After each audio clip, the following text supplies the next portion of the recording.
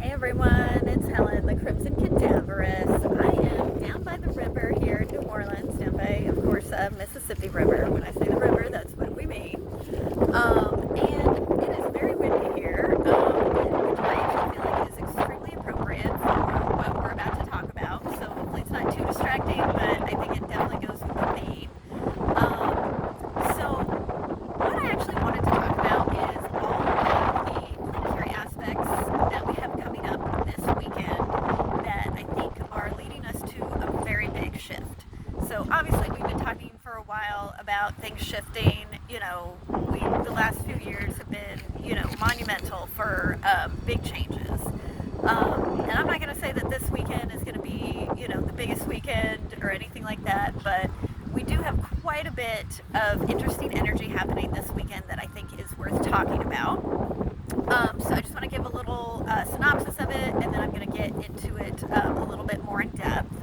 So today is Thursday, the 7th of March, and this is when I'm recording this, but I mainly want to talk about Friday, Saturday, and Sunday.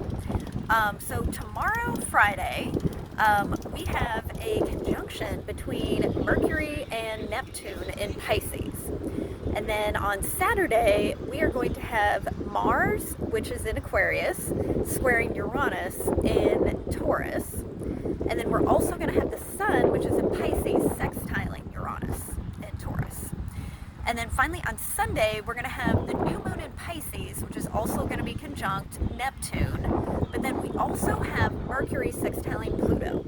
So we've got a lot going on, a lot of energy that is, towards the end of the zodiac chart and towards the beginning.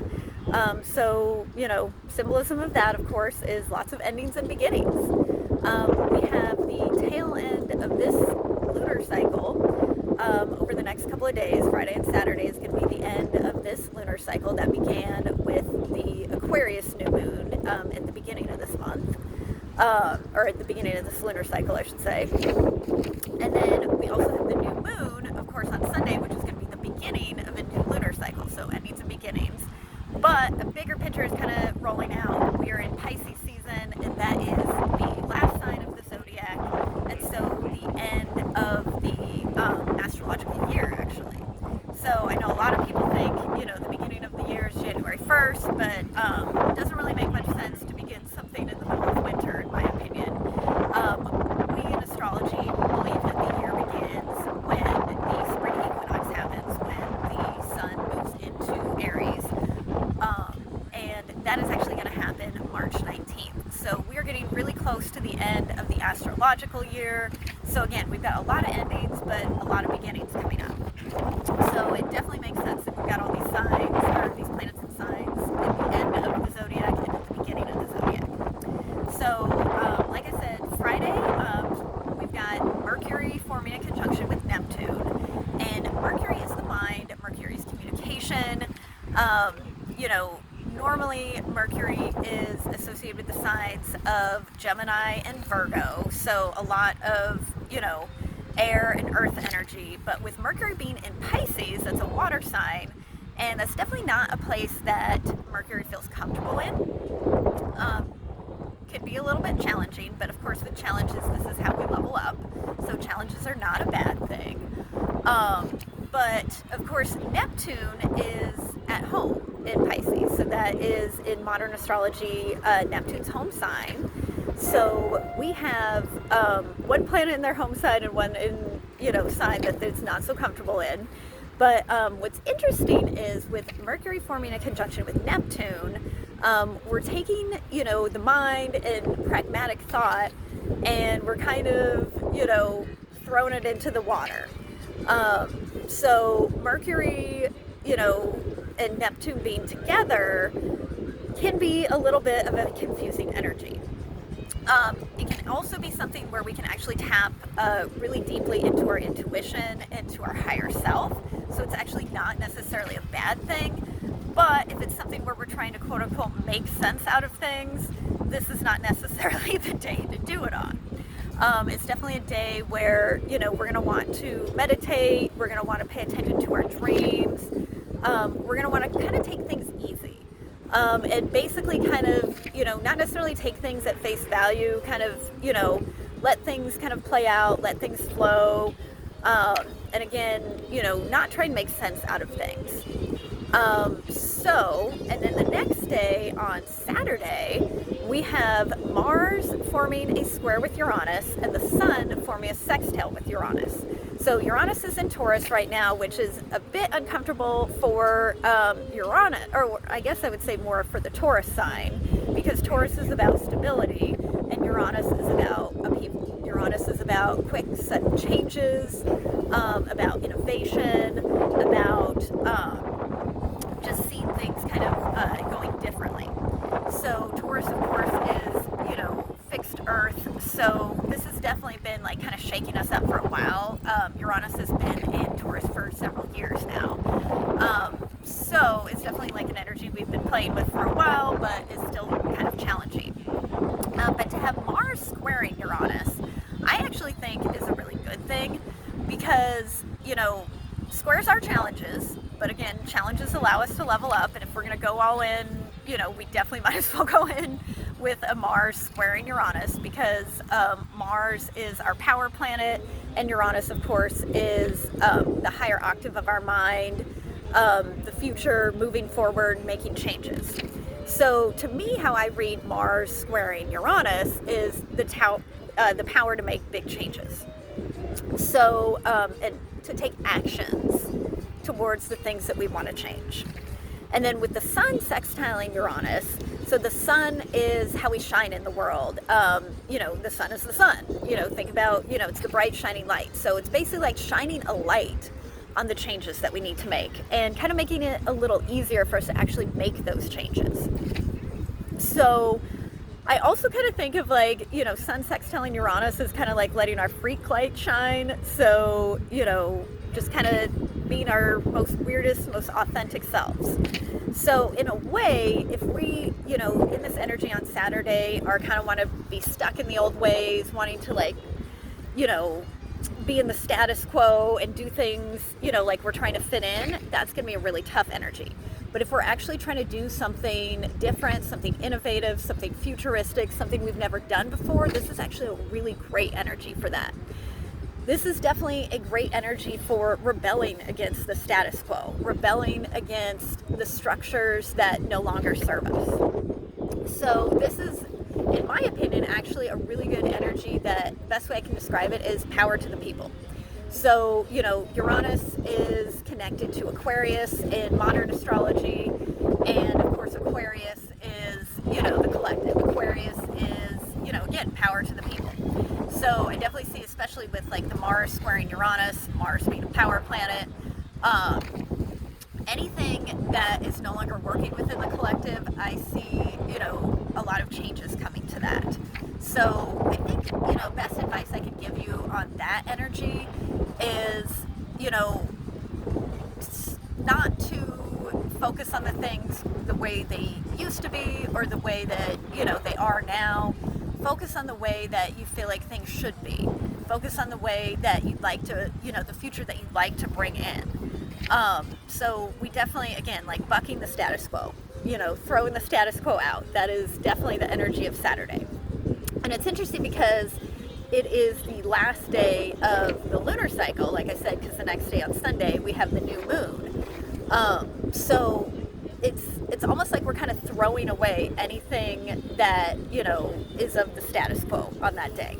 So this is definitely a good day. If you've been thinking about, quitting your crappy job that, doesn't resonate with you, perfect day to do that. If you've been thinking about getting out of, a relationship that, you think you're supposed to be in but isn't resonating with you, great time to do it. Throwing away things that represent the old you, throwing away things that represent just, the way things used to be, the way that you no longer want them to be. So, and again, that's preparing us for Sunday, when the new moon occurs early in the morning, and the new moon occurs when the sun and the moon form a conjunction. And this is actually going to be the last new moon before eclipse season. So we will go in 2 weeks into eclipse season with the Libra full moon lunar eclipse. And then, of course, the Aries solar eclipse that everybody's been talking about that's going to be visible through large part of the United States. That'll be in about a month. So, you know, with this new moon, which new moons we go within, we start something new, we set intentions. It's almost like we're kind of setting intentions for how we want eclipse season to go, which, you know, eclipse season kind of goes the way that it goes, but, you know, we want to kind of set good intentions, like, I want, you know, to actually step into the future. I want to actually do things differently. So at the same time around the same time that the sun is forming a conjunction with the moon and giving us the new moon, later on that day we will have the moon forming a conjunction with Neptune. So again, Mercury forming a conjunction with Neptune on Friday, and then a couple days later the moon forms a conjunction with Neptune. So, and actually we're getting close to a conjunction between the sun and Neptune as well. So a lot of water energy, and Pisces is, you know, the last zodiac sign, so a lot of endings energy. So again, we have this new moon, but it's happening, you know, in the 12th sign, the last sign, so endings. So like endings, beginnings, that is life, but it's definitely very amplified over this weekend. So anyways, with this new moon, you know, we can set intentions, but also with the idea that a lot of those intentions should actually be to go with the flow, because that's kind of a lot of what Pisces is. It's a water sign. To me, it represents all things that are intangible, all the things that you can't necessarily, you know, hold with your hand. You can't necessarily, you know, it's not 2 + 2 = 4. It's, you know, it is what it is kind of stuff. So with that energy, you know, we're setting these intentions to basically just go with the flow, and, you know, possibly with all the Uranus energy from the last 2 days, do things differently. But at the same time, you know, that we're having this new moon on Sunday, we also have Mercury forming a sextile with Pluto. So again, if you remember, on Friday we had Mercury conjunct Neptune, so that was kind of this like dreamy, otherworldly energy where things aren't necessarily making sense.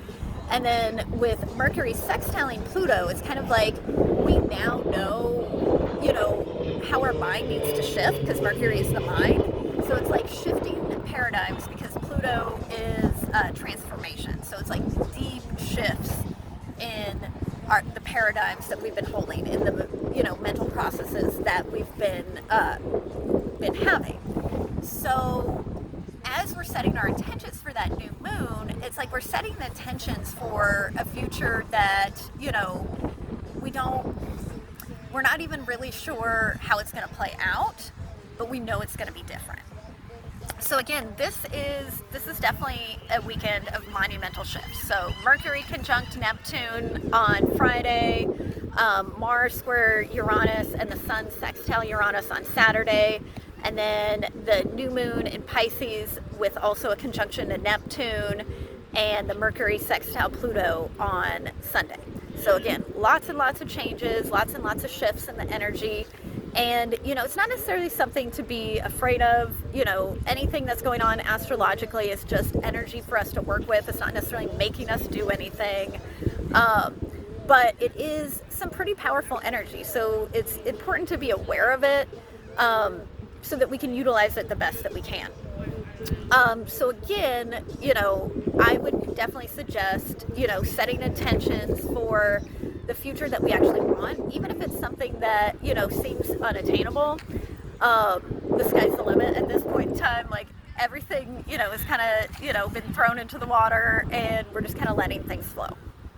So anyways, if you have any questions about what I've said, definitely reach out to me. But do the best that you can to stay grounded this weekend. Stay grounded in yourself, because, you know, the world around you may be shifting, and even you may be shifting, but there's core aspects of ourselves that we know are true. Stay grounded in those things. Again, if you have any questions, please reach out to me, and, you know, make good choices. Remember who you are. And, you know, just do the best that you can, and just, you know, lead with love. Lead with love. I think that's the best way to get through the energy and use it to the best of your ability. Well, I hope you all have a wonderful weekend and, you know, a happy new moon on Sunday. And I will talk to you all later. Goodbye.